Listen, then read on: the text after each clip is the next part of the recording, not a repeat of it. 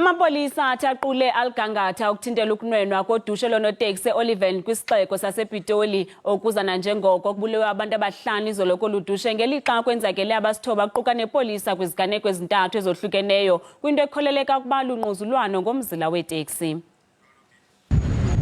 Izolo abakhweli beteksi bebephepha iziqithi ngethuba kukho udubulwano phakathi kwemibutho emibini yoonoteksi. Indoda enye nekukholeleka ukuba iphantsi kombutho iAmster idutyulwe lwangcola ungele, ukanti oogqabayo abathathu bafumene umonzakalo omandla. Imibutho yoonoteksi iyangquzulana ngenxa yemizila eOlieven. Omnye wale mibutho ubandakanyekayo uthi oludushe luqale kwiiveki ezintathu ezidlulileyo.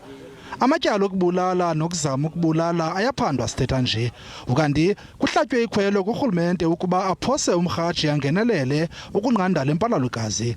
Umphathiswa wezothutho eGauteng uMnumzana Jacob Mamabolo kulindeleke ukuba adibane nale mibutho yoonoteksi kwiinzame zokubuyisela uxolo.